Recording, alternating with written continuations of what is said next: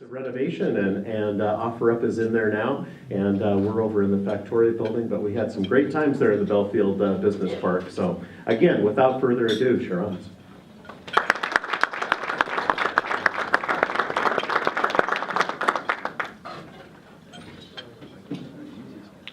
Hi from OfferUp. They're the people that do all the work. This is our team pretty recently in front of that building, the old AAA building, which we are really fortunate to get to occupy. Beautiful space. And we are, as John mentioned, we recently moved in there, and because we've grown to over 230 people. When I first started 4.5 years ago, it was, I signed on, it was 8 people. And then I had to extract myself from Microsoft. So a few months later, I walked in the door and it had already grown to like 12 or, I like to say I'm lucky number 13 employee at OfferUp. I'm really excited to chat with you today. We're really grateful for our partnership with and the support that we get from Bellevue, the city of Bellevue and the Chamber. And so it's great to share back and share kind of how we got to where we are. And hopefully it's helpful for you.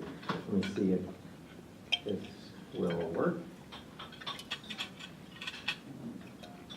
There we go.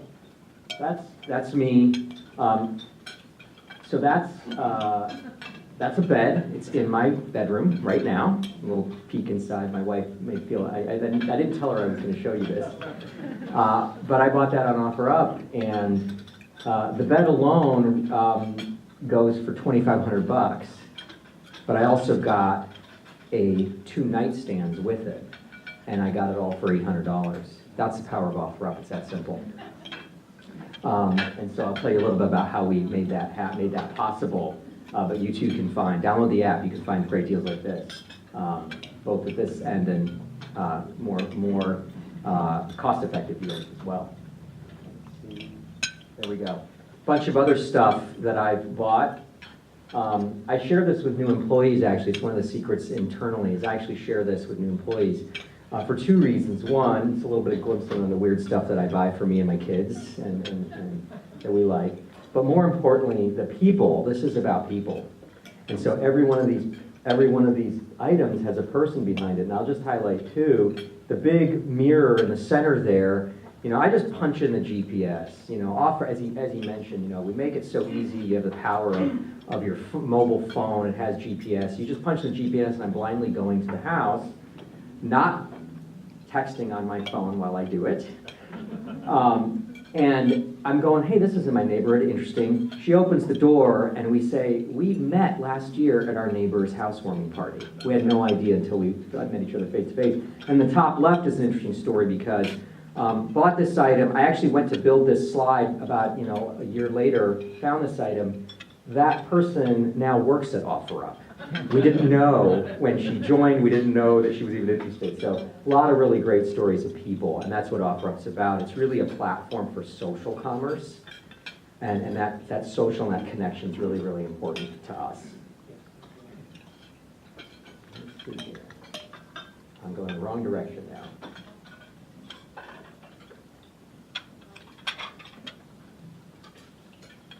So who are we?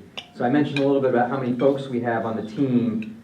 Really diverse group of people from so many different backgrounds and companies. I came from Microsoft, as he mentioned. We have people that have a lot of different small startups, big companies.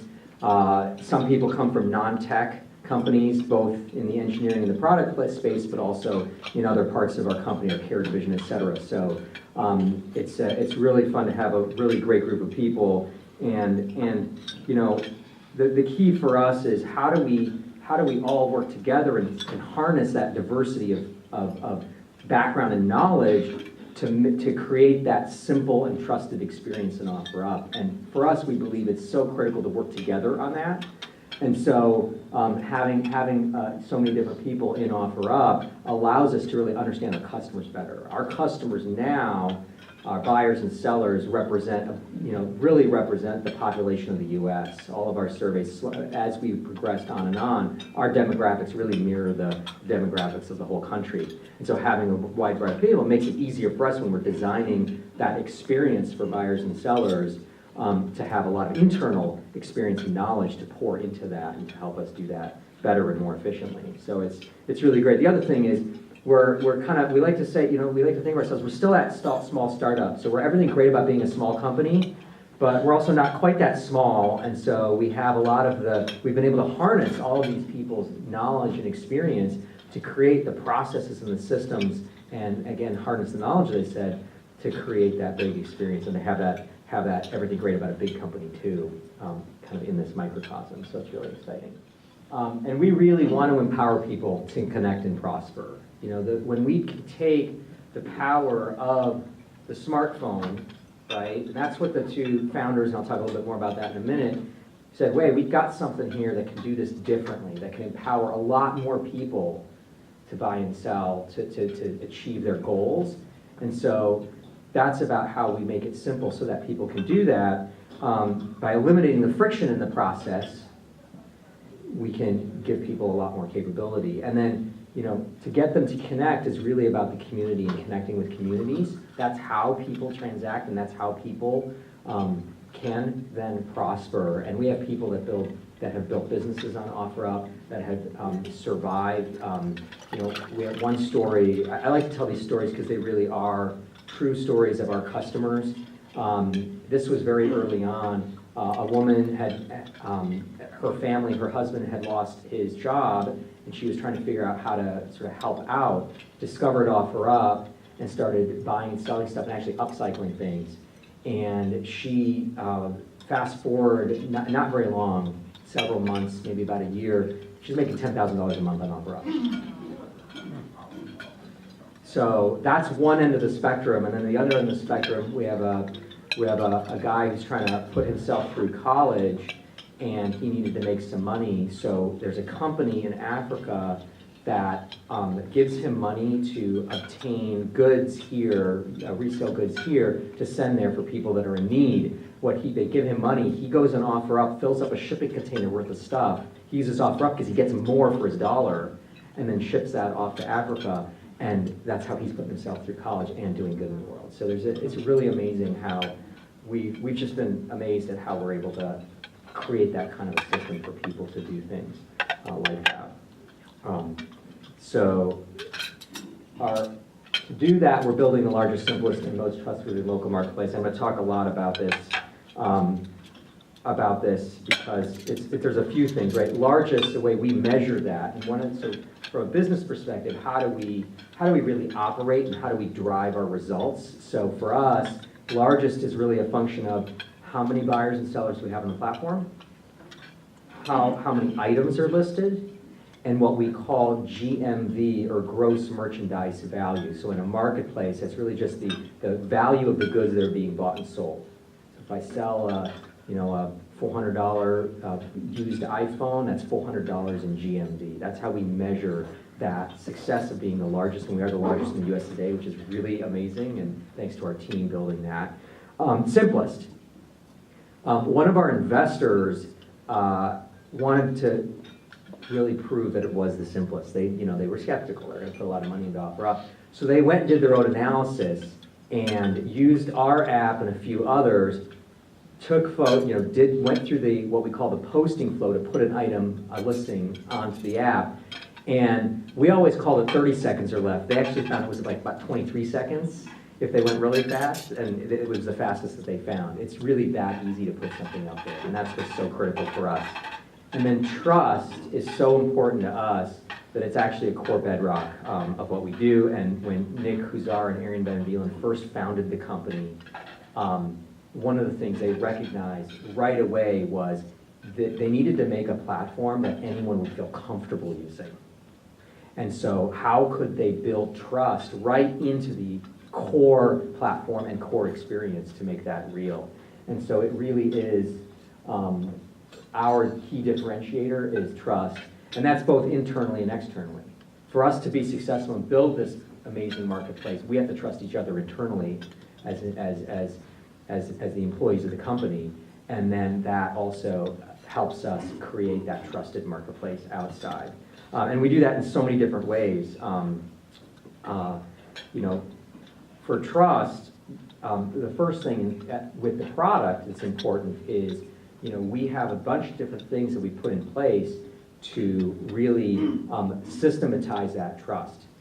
Things like our Meetup Spot program, our Community Meetup Spot program, which is safe places for people to buy and sell, all the way through to our rating system. And I'll show you a little bit more about that in a minute. But that's really, really important. And so we want, when we think about that trust externally and internally, we really want to be a company that's great to work with and a company that's great to work for. That's what the really way that we think about it. So, what does it mean to be a great company to work for? And that is what we call our DNA. There we go. So these are our core values. We didn't start the company with these. Like a lot of companies, there was a bunch of words on a wall, aspirational words. You might see them on cat posters at times. But when we really sat down as an executive team and thought about what is core to the way we behave within the company to pursue excellence together, what we found was what came out very quickly. It was one of those exec meetings, which normally there's a lot of arguing. This one was very fast. Driven, neighborly, and adaptable came to us so readily because it was just part of the way we operate. And so driving with passion and hunger, and improving, constantly innovating to keep on top of the competition, which is very heated in this space, and having that curiosity to get better outcomes. That's super important to us. Neighborly, it's really important to us, right? It's not just because of the product we build, but we want to have fun when we're doing stuff, right? It's hard. We're working late hours, and people are working hard to do something really powerful. And we want to have a lot of fun doing that and treat each other well internally, and obviously do everything we can so our customers do that too, our buyers and sellers do that too. So being neighborly is super important to us and elevating each other. And then, startup world, you got to be adaptable. And the fact is that's true in any world, right? Bellevue, when I came here over 20 years ago, Bellevue did not look like this. That's adaptable. We've all had to adapt. And so as a startup, being adaptable and being open to all these different possibilities has allowed us to grow quickly. And so that's really, really critical for everything we do, and I think that's true for all businesses in this day and age. The world is just moving so fast that we have to keep up. So let's talk a little bit about where we started. This clicker is a little tiny. There we go. Maybe I'll just signal it. If you have control, you can just advance the slide. Thanks. So why we started. This is Nick's neighborhood, his old neighborhood. That's his daughter. She's not that young anymore. And this is where he started. The two of them had kids on the way, had kids on the way, and needed to deal with stuff. Okay, you got to upgrade from the car seat to the booster seat, get a new stroller, make room in the spare bedroom for the new arrival. And they wanted to find a way to do that, and they didn't like what was out there. So they said, hey, we can do something better. So that's how it got started. And so when you first start something like this, back in 2012, you have a chicken and egg problem. So in any kind of what we call a two-sided marketplace, you have to have buyers and you have to have sellers. Who starts? Right? Because when someone downloads the app and goes there and there's nothing there, it doesn't work, and then they don't think they could even post something because no one's around. So what they did is they went to 1-800-GOT-JUNK, went to Goodwill, went to thrift stores, and bought a bunch of stuff and put it online and sold it to people. Growth hacking is what we call it in the tech startup world. They bought some stuff and sold it to people. And that's how it got started. And then just at that point, once you prime that pump and that flywheel, sellers saw that they could post stuff because there was stuff on there. Buyers found inventory, and that just grew and grew like wildfire. And that's really the secret. And then, what we also did was we're able to leverage online advertising in a very targeted way. The world today, the opportunities for businesses to reach customers has dramatically changed. Because you can target so closely with platforms like Facebook and Pinterest and Twitter and these things. They really understand it. So you can find who really is going to be interested in your product and get to them very efficiently, which is really powerful, and we were able to leverage that as well. So then, to the next phase, you can advance, 2014, our first office. So this wasn't technically the first office, this was the third office. And I got to see the first office, and then I was actually in the second office, which was probably the size of this, maybe a little bit bigger than this stage. It was very tiny, right? Every startup starts small. But you know, when you start to get traction is one thing. When you sign a lease, and there's a few lease offers here in the room, that's a big deal, right? You're really growing up as a business. And so that meant we were really growing. We had a lot of more employees coming in. This happens to be right next door to the building we're in now, the AAA building. We still call it affectionately the old AAA building. Yeah, so that's the office. And doing that and having faith that we could sustain that growth was what enabled us to do that. So we did not want press. We actually told our investors, please do not put us on your website. And we have some amazing investors, Andreessen Horowitz, Cotu Management, Tiger Capital, amazing investors said, please don't put us on your list because we just want to solve the problem. We believe, we really believe that the product speaks for itself and our customers speak for themselves, and that's the story that tells it. That's the real story here. But in 2015, we got this really amazing funding round, and we couldn't stay under the covers. So we had to share a little bit, and we shared a little bit. We didn't share a lot, right? Really, we just let the product speak for itself. At that point, we had amassed about $2.9 billion in those GMV transactions in a year, and we were a top 50 app among all the app stores on Android and the iPhone. So that was really cool. But again, we want to let our actions and our growth and our customer stories speak louder than any words we could say. So we did that. We shared a little bit, and then fast forward a couple more years, and we started. Now, what we really do is what we saw with that growth that came out of all of that, what we were noticing is how communities were really starting to come together, and we saw these pockets of communities around the country really getting a lot of value out of OfferUp. And so we wanted to further that and started by partnering with local law enforcement all across the country to go deeper into making that experience more trustworthy. And so what we've done is we have this community meetup spot program, started with law enforcement throughout the country. We work with the Bellevue Police Department, of course, locally here and others, to create places where people can meet to exchange, but do that in a well-knit, surveilled environment so they can feel more comfortable about that. And we've expanded that now. We're starting to do work with large grocery chains because we've noticed a lot of people meet, hey, where are we going to meet? Let's meet in a parking lot, right? Because they don't feel comfortable meeting at home, and we make that really easy within the app to negotiate and agree on a place to meet. So you don't have to come home, you don't have to give out your phone number or your email address, but making that even easier by having these community partnerships has allowed us to build that even more. And the cool thing about this is one of the things that the team did with this is we believe it's so important that people can have trustworthy transactions that we've actually exposed that directory publicly for anyone. We've embedded it in the app so it's very easy to get to, but if you're doing any transaction, you can access this meetup spot location directory and get to any of them around the country. You don't have to necessarily be an OfferUp. It's really important to us to do that. And so that's one small way we're giving back to the community. Is through that meetup spot program.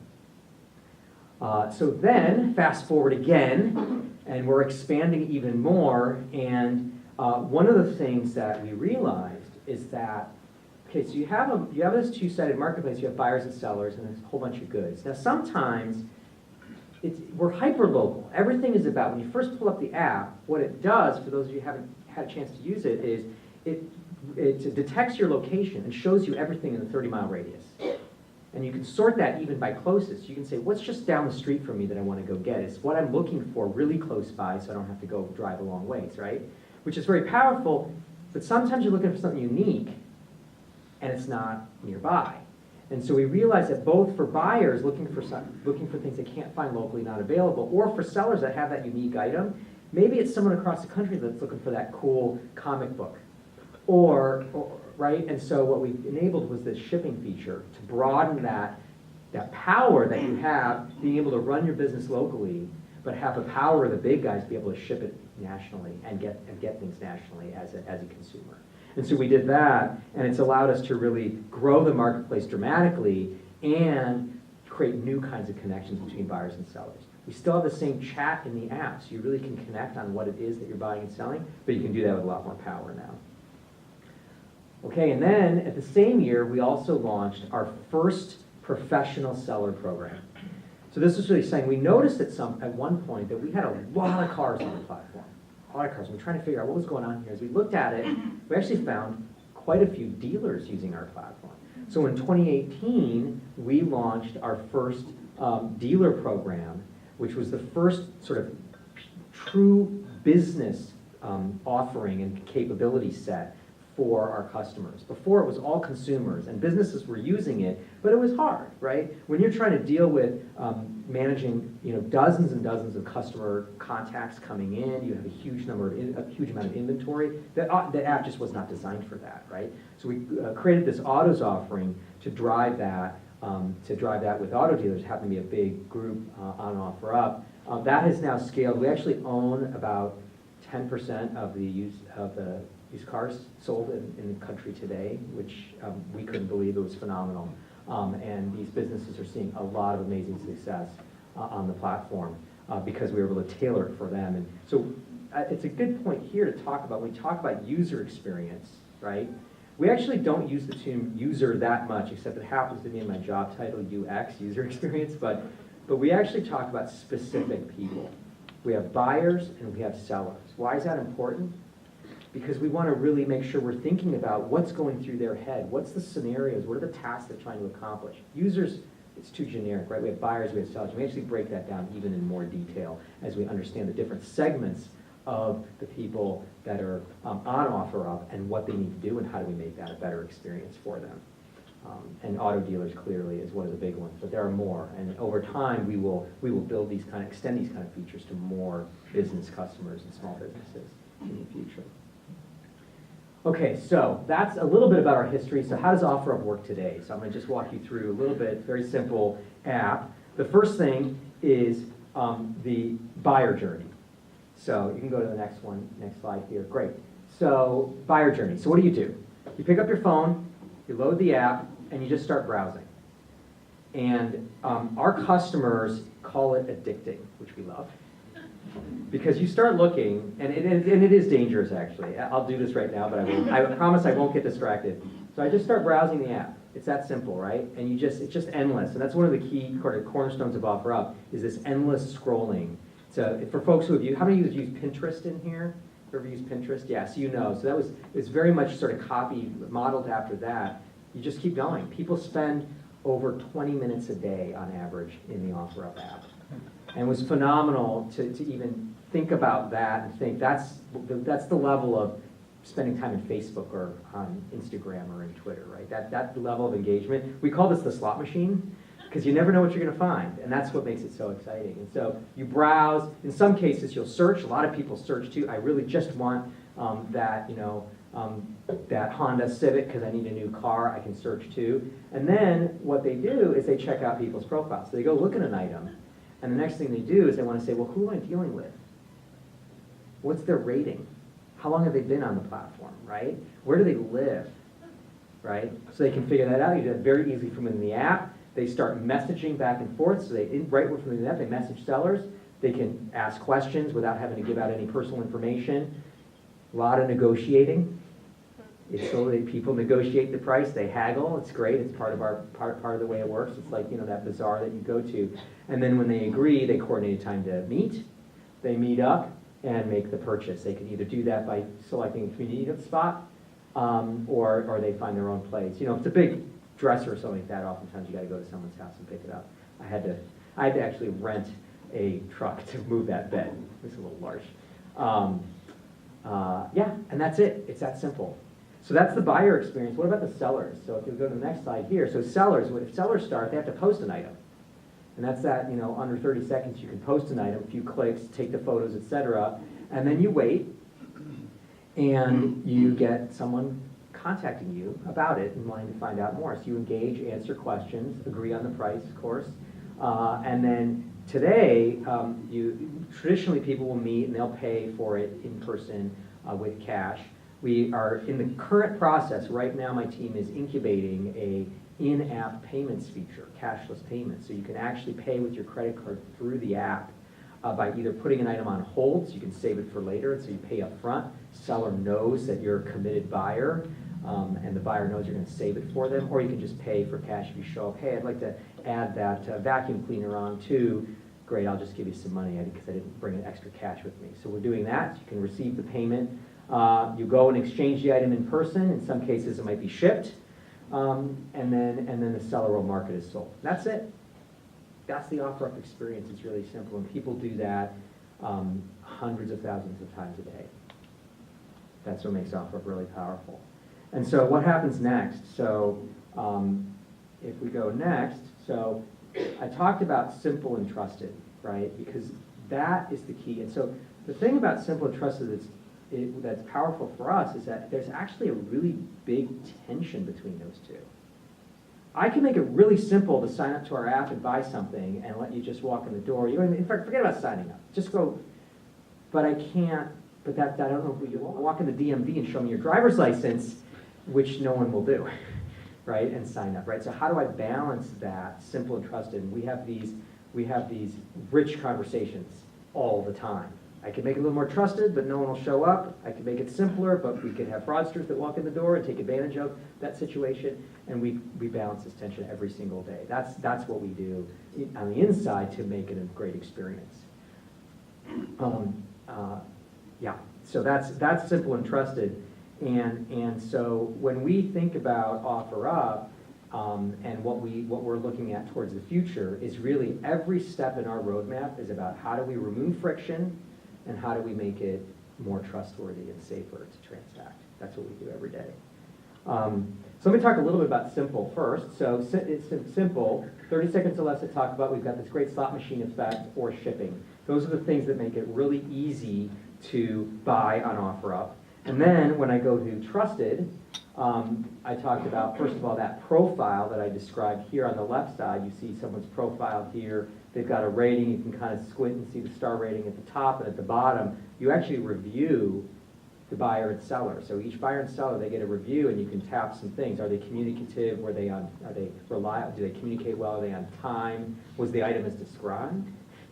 Community Meetup program, I talked about that a bit. And the other thing we do on the far right there, that's our chat interface. One of the things we do is we actually use machine learning to understand a little bit about what people are saying. And so, for example, if someone uses the term, hey, would you pay, I'll give you a cashier's check, or I'll give you a money order. Well, we are very well aware that there's actually a lot of scams and counterfeiting for those types of payment instruments. So we pop up this safety tip at the bottom here that says, hey, by the way, you want to be careful. You may not want to do that, or if you are going to accept a cashier's check, by the way, public service announcement, go to the bank and accept a cashier's check and have them cash it right away and call the issuing bank. Then you know it's not a forgery, right? But we do that right within the app so that we educate our users on how, our buyers and sellers on how to properly and safely transact. And we're doing that more and more. That's about increasing trust. The other thing we haven't mentioned earlier is we actually do have a way, optionally, for people to put in their driver's license, actually scan it, so that we know you are who you say you are with a much higher level of confidence. We don't share that with anyone. We want to keep people's identity private, but it lets you know, hey, if they're a true you member, which is what we call it in the app, I know that person has shared that information.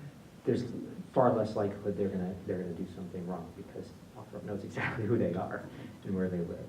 That's really, really important. So, where has that gotten us to today? This is a lot of stats. Building the largest, simplest, and most trustworthy local marketplace. We are now the #1 mobile marketplace in the U.S. We have 15% penetration in the top markets, LA, Phoenix, and Miami. That's 15% of smartphone users 18 or older using OfferUp, which is really, really amazing. $260 million raised from top venture firms. I mentioned some of them earlier. We now have, this number keeps changing, it's crazy. It was 75 million like a month ago. Now it's 80 million app downloads, installs to date, with 44 million annual users. And they spend a lot of time in the apps. You can see there, 13 days out of the month. And now we're in the top 5 on the App Store and Play Store in the shopping category. We keep bouncing back and forth between us and Wish and Amazon, and it's pretty amazing to be there. And what's phenomenal is, and you know, the business environment has changed dramatically. And I want to preface this last one because this is amazing for us, but it's actually, I think, amazing for any business out there. The technology that's available today allows you to scale so rapidly. And so we're built on top of, you know, our neighbor around the street, Amazon Web Services, right? Our community here, we're built on top of that. And with those kinds of tools and so many different startups around the area, getting to, you know, $14 billion in half the time that eBay did of GMV, it's phenomenal, but it's just a testament to how much you can accomplish because of the technology that's available today. So we're just been fortunate, and we're really excited that we were able to get that kind of success. The last thing I want to show you is this slide. So this kind of brings it a little bit home, because community is so important to us. As I said at the awards luncheon, and again here, you know, the local community here in Bellevue and around the greater Seattle area, it's really important for us to give back because you have made it possible for us to succeed and be here. In the top left is some of our team volunteering at Union Gospel Mission. In the top right, we've done a number of programs with the Beds for Kids program around the area to help with that. And then you see some law enforcement on the left. And then in the bottom right there is a program we did just recently, which was a home makeover for a family that was just moving into a new home. And our team bought everything on OfferUp and completely transformed their whole house and furnished it for them, which they would not have been able to do on their own. And we felt really good about doing that. But for us, it's really just about, you know, how we can give back to the community. The middle there was GeekWire. There's a couple of our folks, 3 of our folks at the GeekWire Awards, another local company that's been really supportive for us. That's what I have to share today. Thank you.